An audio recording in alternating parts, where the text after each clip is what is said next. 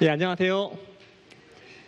카오스 뇌과학 강연 4강에 오신 여러분 환영합니다. 저는 1강부터 4강까지 사회를 맡고 있는 윤신영이라고 합니다. 반갑습니다.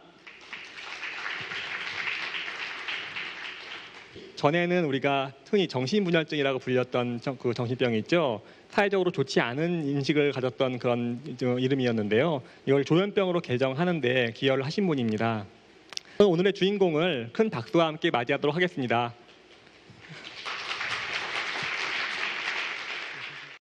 이번 강연에서는 살아있는 사람의 뇌의 구조와 기능을 볼 수 있는 뇌영상술에 대해서 좀 발표를 하고요. 또 이제 뇌 기능과 관련되어 있는 신경전달 물질의 종류, 기능, 또 이런 데 문제가 있어서 생기는 정신질환의 여러 가지 증상들, 또 뇌영상술에서 어떻게 나타나는가, 이런 걸 좀 강의할 생각입니다.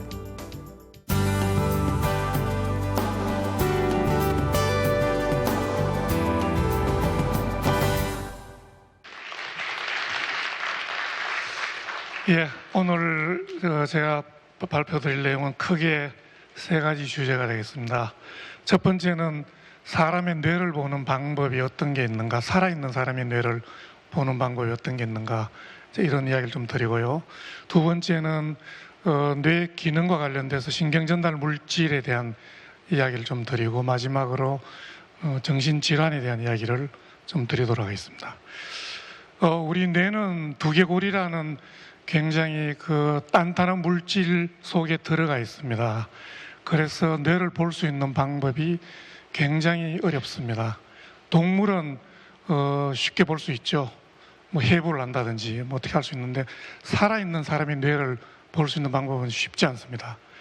지금 여기 그림에 보시면 왼쪽이 그냥 엑스레이, 가슴 엑스레이 사진입니다. 오른쪽은 그냥 뇌를 찍은 엑스레이 사진입니다. 보시면 아시겠지만 왼쪽에는 심장의 모양, 그리고 혈관의 분포, 또 폐의 여러 가지 모습, 이런 게 잘 보입니다. 근데 오른쪽을 보시면 그냥 허옇게만 보입니다. 이렇게 눈이고요, 입, 턱 이렇게 다 보이지만, 이 그냥 실제 뇌를 보기 위해서 찍었는데 아무것도 볼 수가 없습니다.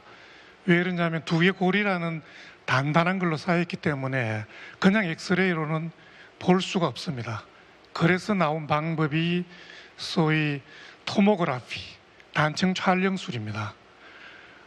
우리 몸 중에서 뇌처럼 이렇게 쉽게 다가가기 어려운 장기가 없습니다. 대개 다른 장기들은 쉽게, 어떻게 보면은 진단이 어려우면 심지어는 수술까지도 해서 진단을 하려고 개복을 하기도 하죠. 근데 뇌는 어떡합니까? 뇌는 볼 수가 없습니다.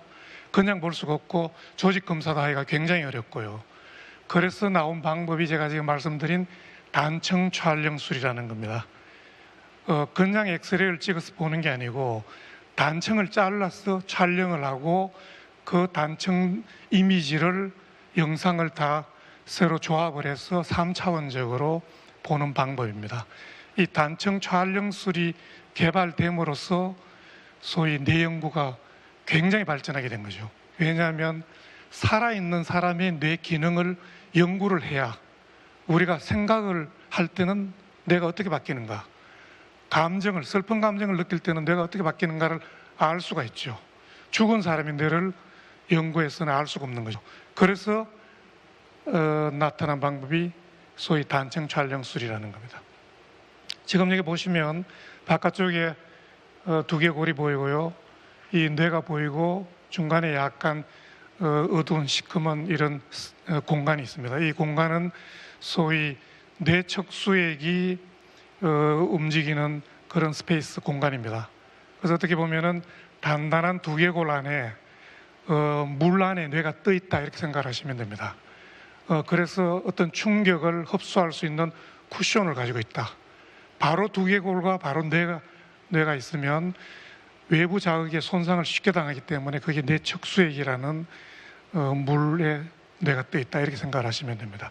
그래서 이런 단층 촬영술을 통해서 뇌를 쉽게 볼 수 있는 거죠. 이 뇌영상술은 크게 두 가지 종류가 있습니다. 첫 번째는 뇌의 구조를 보는 방법이 있고요, 두 번째는 뇌의 기능을 보는 방법입니다. 지금 여기 보시면 왼쪽은 인공위성에서 한반도를 촬영한 사진입니다. 보시면 산맥이 보이고 평야 이런 게 다 보이죠.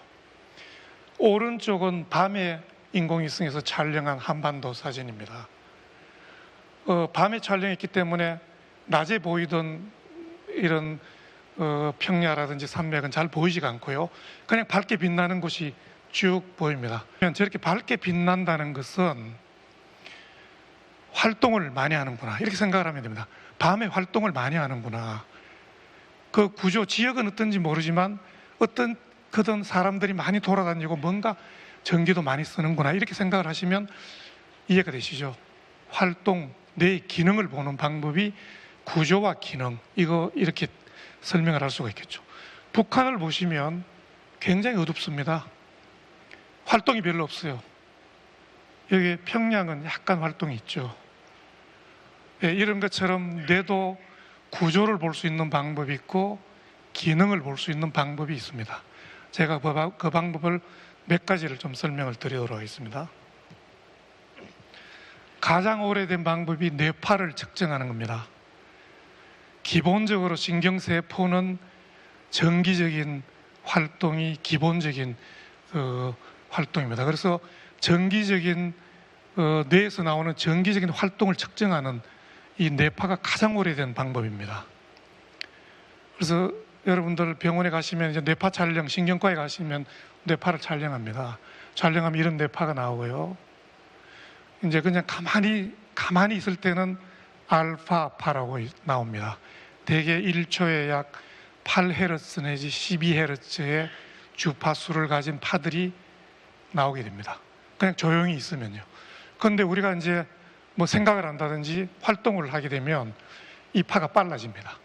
그래서 베타파가 되고요. 또 감마파가 되고 이 주파수가 점점 빨라지죠. 우리가 졸렵다 이러면은 이 주파수가 느려집니다. 서파가 발생됩니다. 그래서 7헤르츠 이렇게 떨어지고요. 더 심하게 졸렸고 잠이 온다면은 델타파 이렇게 됩니다.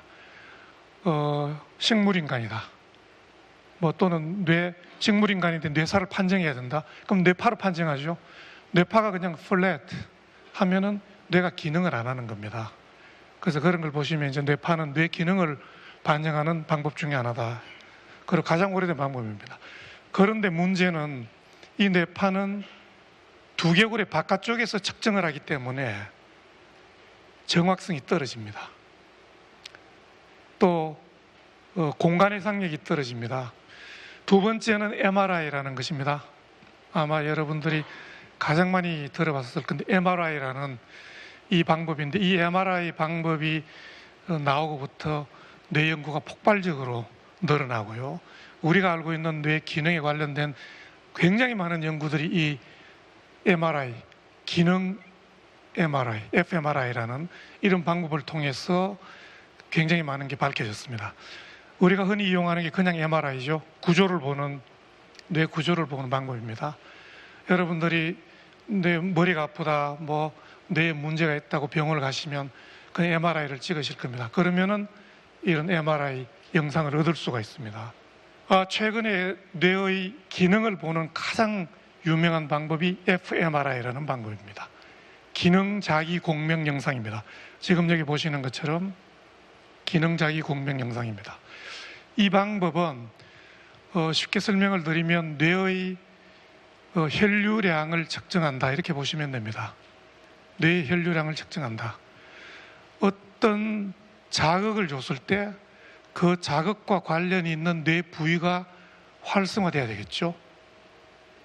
어떤 작업을 하려면 뇌가 기능을 발휘하려면 그러려면 산소가 필요합니다. 그 산소를 공급하려면 혈류가 많이 공급이 돼야 되겠죠. 그래서 혈류가 많이 공급이 되면 그게 신호로 이렇게 나옵니다. 최근 한 10여 년 전에 DTI라는 확산 텐스 영상이라는 방법이 개발되었습니다. 이 방법은 지금까지는 주로 뇌의 피질 기능을 보는 겁니다. 피질은 신경세포의 몸체가 있고 피질 하쪽은 이런 소위 정보를 전달할 수 있는 신경 5들이 서로 연결되어 있는 겁니다. 이걸 보면 신경이 어떻게 전달이 연결이 되어 있다는 걸 알 수가 있겠죠. 이런 방법들이 지금 개발이 되어 있습니다. 그래서 예를 들면 수술을 해야 되겠다. 그럴 때 이런 걸 통해서 뇌에 어떤 암이 있으면 그걸 암 수술을 해야 된다면 신경의 어떤 이 길들이 이렇게 연결이 되어 있으니까 이 부위는 조심해서 수술을 해야지. 뭐 이런 걸 우리가 알 수가 있습니다. 그래서 최근에 이런 이제 굉장히 좋은 방법들이 나와 있고요. 또 하나 방법은 펫이라는 겁니다. 양전자 방출 단청 촬영술입니다. 이 방법은 방사성 동위원소를 어떤 물질에 붙입니다. 방사선을 낼 수 있는 물질을 어떤 물질, 자기가 보고자 하는 어떤 물질에 붙여서 주사를 놓습니다. 혈관에 주사를 놓으면 혈관을 통해서 돌아다니다가 뇌로 가겠죠. 뇌로 가서 그 물질과 관련 있는 부위에 가서 붙는다든지 뭐 이런 그런 게 있겠죠. 그러면은 거기에 붙어서 방사성을 내는 겁니다. 쉽게 말씀드리면 그걸 밖에서 측정을 해서 보는 겁니다. 그 중에 대표적인 게 가장 많이 사용되는 게 포도당 대사를 보는 방법입니다. 포도당은 우리 뇌에서 에너지원으로 사용하는 유일한 에너지원입니다. 포도당만이 뇌는 에너지로 사용을 합니다. 에너지원으로. 그래서 그 포도당과 비슷한 포도당이라고 보실 수 있는데 포도당과 비슷한 유사 물질에 방사성 동위원소를 붙이고요. 혈관에 주입을 해서 하면은 돌아다니면서 뇌로 갑니다. 가서 어떤 부위의 뇌에서 포도당을 많이 사용하는가. 많이 사용하면 그 포도당이 많이 가겠죠. 그러면 거기에 붙어 있는 방사성 동위원소가 방사선을 많이 내겠죠. 쉽게 말씀을 드리면. 그러면 그걸 색깔로 이렇게 보면 어떤 부위에 포도당을 많이 사용하는구나 하는 걸 알 수가 있습니다. 지금 왼쪽에 보는 뇌 사진 역시 제가 찍은 사진입니다. 역시 보니까 포도당 대사를 본 건데 뭐 그렇게 나쁜 것 같지는 않아요. 보니까 여전히 뭐 큰 문제는 아닌 것 같습니다. 이거는 제가 책에서 가지고 온 건데요. 정상인의 포도당 대사고요. 오른쪽을 보시면 알츠하이머 치매의 뇌입니다. 굉장히 떨어져 있죠. 포도당 대사가 굉장히 떨어져 있습니다. 뇌가 굉장히 망가져 있다 이렇게 보시면 됩니다. 이런 걸 통해서 우리가 뇌 기능을 알 수가 있습니다. 이 펫이라는 것은 대사만 보는 게 아닙니다. 우리가 보고자 하는 여러 가지를 볼 수 있습니다. 알츠하이머 치매라는 것은 아마 여러분들이 들어보셨겠지만 베타 아밀로이드라는 물질이 뇌에 침착된다 이렇게 아마 들어보셨을 겁니다. 그래서 치매가 생긴다 이렇게 보여지는데 그 베타 아밀로이드라는 물질에 방사성 동위원소를 붙입니다. 그래서 주사를 하면 뇌로 가서 베타 아밀로이드가 많이 있는데 붙습니다. 그래서 이 뇌는 좀 문제가 있다. 정상인과 다르죠. 똑같습니다. 오른쪽도 조현병 환자의 도파민의 합성을 본 겁니다. 역시 차이가 있습니다. 이 정신분열병, 조현병은 도파민 기능과 관련이 있습니다. 그래서 이런 기능을 보는 거죠. 그 이외에도 여러 가지 방법이 있습니다. 뇌를 볼 수 있는 방법은 여러 가지 방법들이 최근에 많이 개발되어 있습니다. 그래서 뇌영상술이라는 것은 최근에 발전하고 있는 뇌과학의 발전에 큰 역할을 하고 있다. 이런 말씀을 드릴 수가 있겠습니다. 제가 실험을 한 가지 보여드리겠습니다. 여러분들이 화면을 좀 잘 보시면 지금 보시는 게 웃고 있는 남자의 얼굴입니다. 혹시 다른 얼굴을 보신 분이 계신가요? 다시 한번 제가 보여드리겠습니다.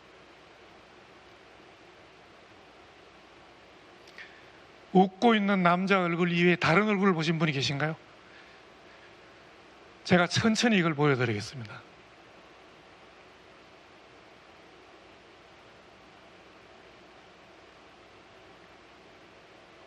뭔가 보이시죠? 웃고 있는 사람의 뒤에는 33ms, 33mm/초, 1초가 1000ms죠.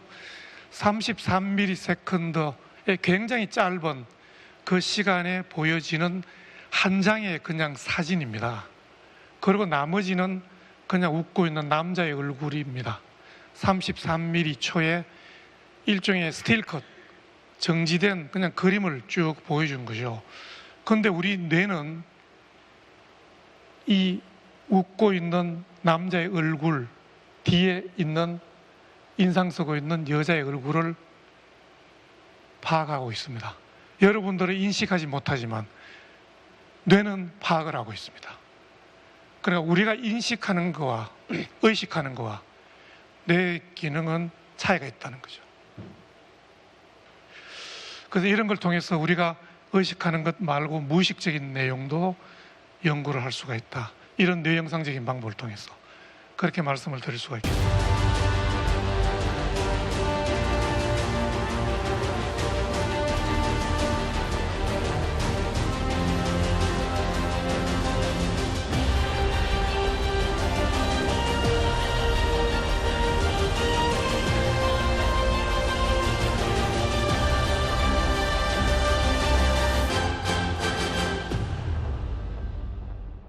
두 번째는 뇌 기능과 관련된 신경 전달 물질에 대해서 좀 말씀을 드리도록 하겠습니다. 크게 시각 중추는 후두엽에 있고요, 청각 중추는 척두엽에 있고, 그리고 미각 또 뭐 후각 이런 거는 조금 더 앞쪽에 존재하고요, 또 촉각 이런 것은 또 약간 이 뒤쪽에 두정접의 앞쪽에 있고요. 이렇게 약간씩은 다릅니다. 이런 소위 말하는 운동 기능 또 감각 기능은 다 이렇게 뇌와 이런 기능들이 서로 1:1 매칭이 되어 있습니다. 캐나다의 신경외과 맥길 대학의 신경외과 의사인 펜필드라는 분이 수술한 환자를 전기 자극을 통해서 이걸 다 매핑을 했습니다. 그래서 우리 신체가 이렇게 되어 있죠. 다 매핑을 해서 어떤 부위가 어떻게 연결이 되어 있다는 것을 다 연구를 했고요. 우리 실제 신체는 이렇게 되어 있지만 이걸 관장하는 뇌 부위의 면적을 가지고 우리 신체를 새로 다시 구성을 한 겁니다. 그게 유명한 펜필드 맵입니다. 이 이야기는 이건 무엇을 뜻하느냐 하면 우리 뇌는 신체의 면적에 따라서 관장하는 연결되어 있는 뇌 관장의 부위가 일치하지 않다는 거죠. 보시면은 이런 부위, 손가락 쪽, 발 이런 쪽은 굉장히 넓습니다. 관장하고 또 이쪽과 연결되어 있는 감각에 연결되어 있는 뇌 부위가 굉장히 넓은 부위를 차지하고 있습니다. 그만큼 필요하다는 거죠. 우리 뇌는 신경세포, 뉴런으로 이루어져 있고요, 신경 몸체가 있고요, 축색이라는 게 있습니다. 정보를 다른 신경세포에 전달하는 축색이라는 게 있고요, 마지막에 터미널이 있고요. 이 터미널을 통해서 또 다른 신경세포에 정보를 전달을 해야 됩니다. 이 부분을 이 신경세포에서 다른 신경세포에 전달되는 걸 확대를 하면 이렇게 되어 있습니다. 시냅스라고 지난 시간에 아마 잠깐 이야기를 들으셨을 건데, 이 시냅스라는 것은 하나의 신경세포에서 다른 신경세포로 정보가 전달되는 데 간격이 있습니다. 간격. 바로 이렇게 딱 붙어 있지 않습니다. 떨어져 있습니다. 그런데 이렇게 떨어져 있기 때문에 정보 전달이 될 수가 없습니다. 그러면 정보가 전달이 되려면 정보를 전달하는 물질이 있어야 되겠죠. 뭔가 있어야 됩니다. 그게 신경 전달 물질이라는 겁니다. 그 물질을 통해서 정보가 전달이 되는 겁니다. 하나의 신경세포에서 다른 신경세포로 정보가 전달이 됩니다. 강이 있기 때문에 강을 지나려면 뭐 배가 있어야 되겠죠. 똑같은 겁니다. 이 신경 전달 물질이 우리 뇌에 200개 이상 존재합니다. 그 중에 중요한 게 몇 가지가 있는데, 세로토닌, 도파민, 노에프네프린 아마 들어보셨을 것 같은데 그런 신경 전달 물질이 있습니다. 그 신경 전달 물질이 이 터미널에 있다가 자극이 오면 분비가 됩니다. 분비가 되어서 다른 신경세포에 붙고요. 붙고 난 다음에 또 다른 전기적인 현상, 화학적인 변화 이런 걸 통해서 정보가 또 전달이 되죠. 그리고 이 신경 전달 물질은 다시 재흡수가 됩니다. 재흡수가 돼서 다시 사용이 되죠. 또는 깨집니다. 효소에 의해서 없어집니다. 두 가지의 운명을 겪게 됩니다. 그래서 우리가 약을 사용할 때 약물을 쓰면 이런 신경전달 물질의 이런 여러 가지 수용체라든지 재흡수, 회로 이런 데 영향을 줘서 신경전달 물질의 양을 많이 한다든지 또는 저하시킨다든지 뭐 이런 걸 변화시켜서 뭐 우울 증상을 좋게 한다든지 그런 게 신경전달 물질입니다. 대표적인 신경전달 물질 몇 가지만 말씀을 드리면 아세틸콜린이라는 게 있습니다. 아세틸콜린은 기억과 관련되어 있는 이런 이제 신경전달 물질이고요. 그 다음에 이제 주의력 관련되어 있고요. 또 각성과 관련되어 있고. 그래서 치매와 관련이 있는 아세틸콜린은 치매와 관련이 있다 이렇게 되어 있습니다. 그래서 치매약이 아세틸콜린의 변화를 초래하는 그런 약들이 대표적인 약들입니다. 또 도파민이라는 게 있습니다. 도파민은 여러 가지 이제 행동에 관련을 하고요. 또 인식한다든지 동기부여, 중독, 그 다음에 여러 가지 뭐 기분, 학습 이런 데 다 관련합니다. 우리가 중독들이 많죠. 알코올 중독, 또 뭐 인터넷 중독 이런 게 다 도파민이 관련합니다. 이 도파민은 쾌락을 느낀다든지 즐거움을 준다든지 의욕을 증가시킨다든지 이런 게 다 도파민의 기능입니다. 우리가 나이가 들면 도파민 기능이 떨어집니다. 정상적으로 떨어지죠. 그래서 나이 드신 분들은 어떤 자극이 와도 무덤덤해집니다. 왜 그러냐? 도파민의 기능이 정상적으로 떨어져서 그렇습니다. 사춘기 시절은 별 자극이 아닌데도 굉장한 감정적인 반응을 보이죠. 질풍노도의 시기입니다. 조그마한 자극에 있어도 도파민 분비가 확 되거든요. 그러니까는 뭐 굉장히 감정적인 변화가 심하죠. 다 뇌의 기능에 의해서 그런 거죠. 아마도 신경전달 물질 중에 가장 유명한 게 세로토닌이라고 생각을 하는데, 여러분들 세로토닌을 증가시키는 뭐 활동, 음식 이런 걸 먹어야 된다 이렇게 그런 이야기를 많이 들으셨죠? 우리가 기분이 좋아지려면 뭐 그런 걸 해야 된다. 세로토닌을 분비를 증가시키는 활동 어떤 게 있는가? 뭐 걷기, 운동, 뭐 웃음, 뭐 이런 거죠. 또는 뭐 물질, 뭐 음식은 뭐 바나나, 콩, 뭐 이런 거죠. 치즈 이런 게 이제 세로토닌을 많이 합성시킨다 이렇게 해서 많이 이제 권장하는 거죠. 세로토닌은 감정과 관련돼 있고 수면, 기분 조절 뭐 여러 가지 관련돼 있고요. 그래서 이런 신경전달 물질에 의해서 우리 뇌의 기능들이 결정이 되는 겁니다. 여기 제가 다시 한번 저희가 한 실험을 좀 하나 보여드리겠습니다. 여러분들 사랑을 하면 뇌가 어떻게 바뀔까요? 사랑을 하는 사람의 뇌가 궁금해서 사랑에 빠져 있는 남자를 제가 불렀습니다. 뇌를 보기 위해서요. 우리 뇌에는 도파민 이야기를 제가 드렸는데 도파민과 관련이 되어 있는 뇌의 보상 회로가 있습니다. 중독과 관련되어 있는 또 쾌락과 관련되어 있는 즐거움을 느끼는 회로가 있습니다. 도파민 신경 회로입니다. 도파민이 분비되는 신경이죠. 주로 중뇌에서 시작을 해서 척좌핵, 전두엽으로 가는 이런 이 회로는 제가 지금 말씀드린 대로 중독과 관련이 있습니다. 한번 이 회로를 자극을 하면 자꾸 그걸 하고 싶어지는 충동을 느낍니다. 그래서 자꾸 그걸 찾게 되죠. 그래서 중독과 관련된 회로다 이렇게 생각하시면 됩니다. 그래서 사랑에 빠져 있는 남자를 제가 불렀어요. 그 남자 왜 사랑에 빠져 있는 여자친구 사진을 가지고 오라고 했고요. 그래서 이 사진을 보여주고 이 여자친구와 아주 즐거웠던 생각을 해라.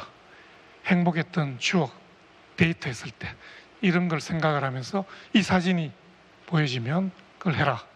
이렇게 하고요. 그 다음은 아는 사람, 친구입니다. 지인. 대개 지인은 뭐 싫어하는 사람도 있고 좋아하는 사람도 있지만 대개 그냥 이 특별한 감정이 없는 그냥 알고 지내는 사람입니다. 그래서 그렇게 보여줬고요. 그 다음은 자기가 좋아하는 스타 사진을 보여줬습니다. 이렇게 보여줘서 쭉 보여주면서 과연 뇌가 어떻게 바뀔까? 이런 어떤 차이가 있을까? 이걸 제가 fMRI 기능 자기 공명 영상을 촬영을 했습니다. 자, 어떻게 보여질까요? 왼쪽은 사랑에 빠져 있는 여자친구 사진이 나타났을 때와 지인의 사진을 보여줬을 때의 차이가 있는 뇌 부위이고요. 오른쪽은 스타 사진을 보여줬을 때와 지인의 사진을 보여줬을 때의 차이를 보여주는 뇌입니다. 자세히 좀 들여다보면 이 왼쪽은 뇌섭렵이라는 부위와 복척피계 영역이라는 부위가 활성화되었고요. 사랑에 빠져 있는 남자가 여자 친구를 봤을 때 활성화되는 뇌 부위입니다. 오른쪽은 뇌섭렵은 활성화되는데 복척피계 영역이라고 알려져 있는 소위 말하는 아까 제가 있는 보상체계와 관련되어 있는 그 부위는 활성화되지 않습니다. 사랑에 빠져 있는 사람의 뇌는 마약을 한 사람의 뇌와 비슷합니다. 그렇기 때문에 계속 그걸 추구하죠. 보지 않으면 보고 싶어 하고, 보면 즐겁고, 기쁨을 느끼고, 그런 현상이죠. 결국 뇌의 기능이다. 이렇게 생각을 할 수가 있겠죠.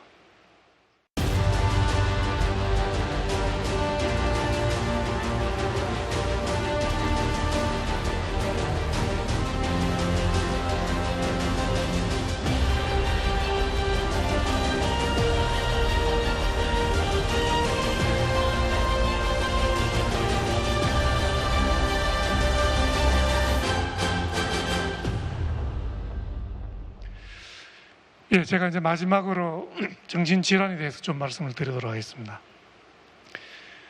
정신질환은 크게 신경증과 정신병으로 나눌 수가 있고요. 신경증은 노이로제라고 합니다. 과거의 노이로제. 정신병은 감정에 문제가 있는 우울증과 조울증이 있고요. 생각, 사고에 문제가 있는 조현병, 정신분열병이라는 병이 있습니다. 지금 이 사진을 보시면 이게 정상인의 뇌고요.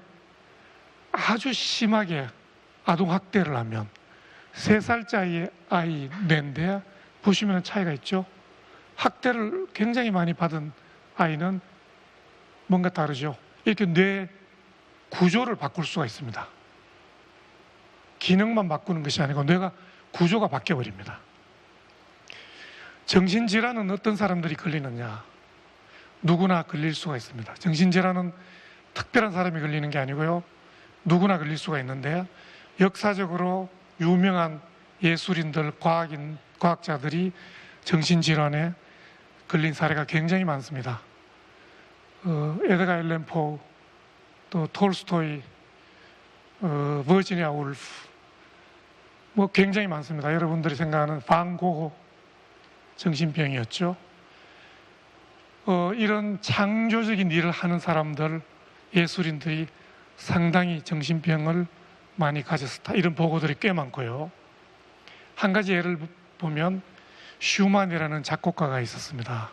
이 작곡가는 조울증을 가지고 있었는데요. 우울증기에는 1년에 작곡하는 작곡 그 개수가 한 5개 내외입니다. 1년 동안에. 그런데 조증이 왔습니다.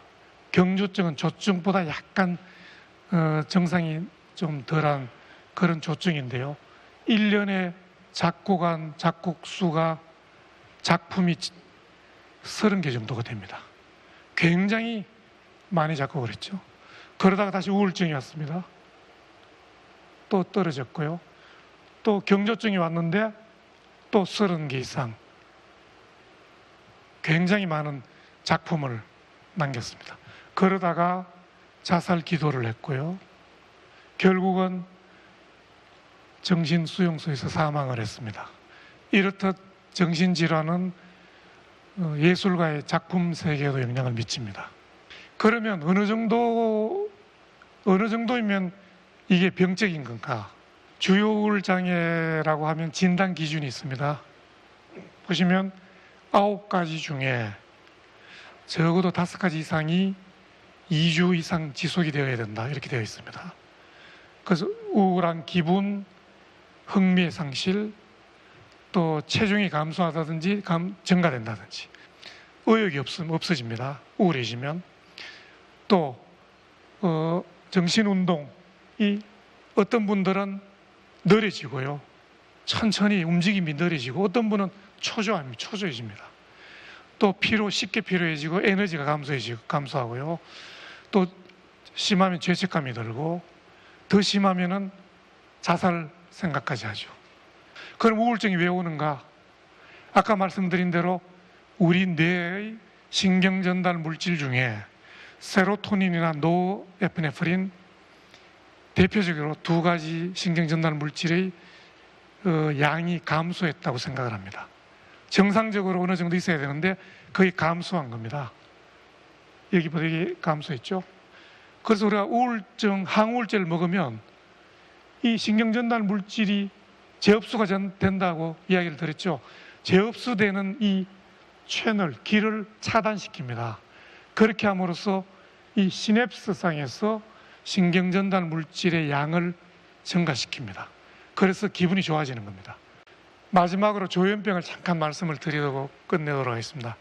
조현병, 과거에 정신분열병이라고 하는 정신질환의 가장 대표적인 질환입니다. 영어로는 스키조프레니아라고 했고요. 정상은 환각이라는 게 있습니다. 환각은 우리의 지각이 청각, 시각, 촉각, 미각 뭐 여러 가지가 있죠. 그 중에 가장 많은 환청이 있습니다. 주위에 사람이 없는데 사람 목소리를 듣습니다. 자기를 욕하는 소리 또는 서로 속삭이는 소리, 이런 걸 듣습니다. 주위에 사람이 없는데 듣게 됩니다. 그거는 일종의 청각과 관련되어 있는 뇌 부위가 기능이 약간 좀 문제가 생겼다, 이렇게 볼 수가 있겠죠. 망상이 있습니다. 망상은 잘못된 믿음입니다. 대표적인 게 피해망상입니다. 전혀 현실적이지 않고 근거가 없는데 저 사람이 나를 해치려고 하는구나, 또는 국정원이 나를 감시하고 있다, 전혀 근거가 없는 겁니다. 그런 잘못된 믿음을 가지고 있습니다. 과대망상이 있습니다. 내가 하느님이다. 조증일 경우는 그런 망상을 가질 수가 있겠죠. 내가 대통령이다. 과대망상이 있을 수가 있고, 종교적인 망상도 있습니다. 어떤 종교는 예를 들면 2017년 12월 31일이 세계의 종말이다, 이렇게 믿고 있습니다. 종교적인 망상이겠죠. 이런 것 때문에 사회적인 관계 단절이 오고요, 비현실적인 판단을 하게 됩니다. 존 내쉬라는 유명한 수학자가 노벨상을 받았죠. 그분을 모델로 한 게 뷰티풀 마인드라는 영화가 있죠. 이분이 조현병의 환자였는데 이분이 노벨상을 받았습니다. 그러면 이런 조현병을 가지고 있는 분과 예술가, 과학자의 뇌는 어떻게 다를까? 조현병을 가진 환자의 뇌를 보면 확실히 좀 차이가 있고요. 해마 부위입니다. 기억력과 관련되는 해마 부위인데 약간 차이가 있죠. 이걸 현미경으로 보면 이렇게 되어 있습니다. 신경세포가 뉴런이 배열이 잘 되어 있죠. 그런데 이 환자분의 뇌를 보니까 약간 배열이 무질서하고 방향성이 떨어지고 있습니다. 그래서 조현병은 이런 뇌의 신경세포들의 어떤 연결, 커넥션 이런 게 문제가 조금 생긴 거다. 이렇게 저희가 보고 있습니다. 지금까지 연구에 의해서. 그래서 조현병은 뇌 기능의 연결성의 문제 때문에 나오는 질환이다. 그렇게 생각을 했고요. 그래서 저희가 정신분열병, 스키조프레니아를 그냥 일본 사람들이 번역을 한 게 정신분열병 이렇게 번역을 한 겁니다. 그런데 저희가 이게 아니다. 이거는 정신질환을 잘못된 그런 낙인을 찍는 거다 해서 조현병이죠. 그래서 이런 조금 이 은유적인 표현이죠. 조절하다, 현악기 조현, 튜닝. 적절하게 튜닝을 해야 되죠. 내가 연결이 되어 있는데 적절하게 서로 연결이 되어 있어야 된다. 이게 너무 느슨해도 안 되고 너무 타이트해도 안 된다. 그런 은유적인 표현으로 제가 조현병이라는 그런 병명으로 바꾼 것입니다. 예, 이상 제 발표는 마치도록 하겠습니다. 예, 감사합니다.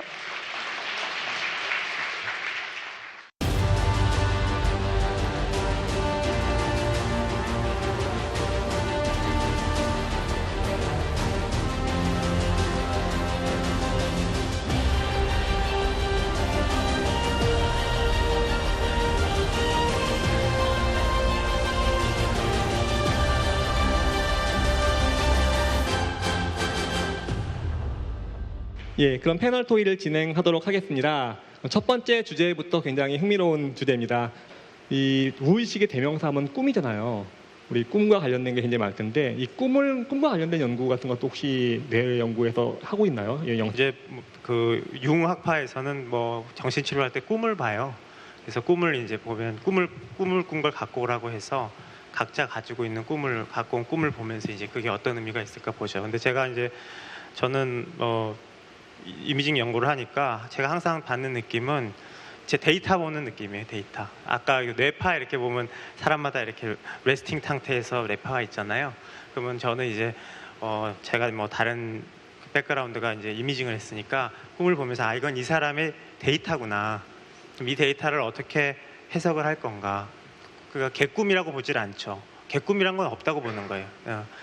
다 뭔가 이유가 있기 때문에 나오는 그 사람의 어떤 이미지라고 보는 거라서 그런 면에서는 뇌영상하고 그런 부분하고 통하는 부분이 있는 것 같습니다. 네.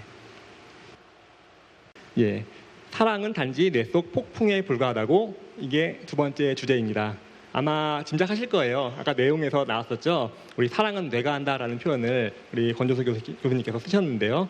어떻게 본다면 사랑이 그냥 신경 전달 물질의 작용이라고도 말할 수 있는 그런 건데 혹시 이 점에 대해서 좀 다르게 생각하시는 분이 계실까요?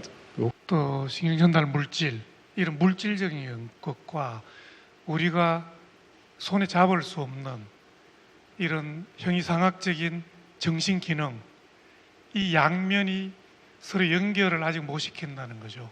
분명히 뇌에서 나오는데 이쪽에서 보면 물질이 보이는 거죠. 그런데 그걸로 설명을 이쪽 극단에 있는 현상을 설명을 해야 되는데 아직 하질 못하고 있습니다. 이쪽에서 보면 이 현상은 보이는데 이 현상이 어떻게 나타나는가를 저쪽 끝에 있는 물질로 설명을 아직 할 수가 없습니다. 그래서 궁극적인 것은 결국 이 두 가지의 이런 연결을 과학적인 발전이 해결을 하면 뭐 설명이 되리라고 생각은 되지만 언제 될지 그건 이제 궁금하죠. 심리학자분께 희망을 걸고 여쭤보겠습니다. 어떠신가요? 뭔가 사랑하는 사람이 자신이 사랑하는 여자친구를 볼 때 이제 뇌에 어떤 부위가 반응하는지를 봤더니 이제 쾌감 중추가 나타났다, 고상회로가 나타났다. 이런 결과들이 사실 굉장히 재밌는 결과인데요. 물론 중요한 결과입니다. 근데 어떻게 보면 이 결과를 좀 이해하기 위해서는 fMRI 연구에 대한 그 기본적인 원리를 좀 이해를 해야 되는데요. 기본적으로 fMRI 연구들은 굉장히 많은 수의 피험자들을 다 평균 낸 결과를 보여줍니다.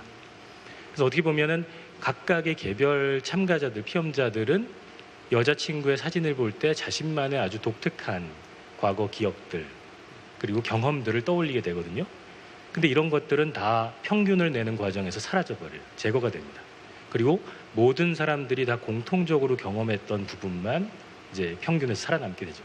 바로 그 부분이 이제 쾌감 중추의 활동이라고 볼 수 있습니다. 그래서 어떻게 보면은 뭔가 사랑이라고 했을 때 이렇게 그 쾌감 중추의 반응, 모든 사람들이 다 공통적으로 반응하는 이 부분의 활동보다는 개별 피험자들이 다 자신만의 독특한 경험들을 떠올리게 되는 이런 부분이 어떻게 보면 사랑이라고 정의할 때 더 중요한 부분일 수도 있을 것 같아요. 그런 부분은 아직까지 명확히 관찰될 수 없는 부분이 아닐까 싶습니다. 현장 말고도 멀리 대전과 제주에서 이 강의를 지금 원격으로 시청하고 있는 학생들이 있죠. 거기도 또 질문이 있을 것 같아서 연결을 해보겠습니다. 먼저 지금 4강째 꾸준히 함께하고 있는 대전 동신과학부 학생들 불러볼게요. 안녕하세요. 예. 오늘 어떤 질문 하시겠어요? 질문 드리도록 하겠습니다. 아까 설명해 주신 내용 중에서 그 33ms 동안 공포를 느낄 수 있는 사진을 보여주고 그리고 그 나머지 시간 동안 다른 사진을 보여주면 우리가 인식하지는 못하지만 뇌는 공포를 느끼는 부분이 활성화된다고 하셨는데 우리가 그 사진을 본 33ms라는 그 시간 동안만 공포를 느끼는 것이 아니잖아요. 그럼 우리가 어떤 사진을 보았는지는 인식하지 못했어도 공포의 감정은 느낄 수 있나요? 사실 뭐 감정이라고 하는 게 좀 그 단어의 정의가 애매할 수 있을 것 같아요.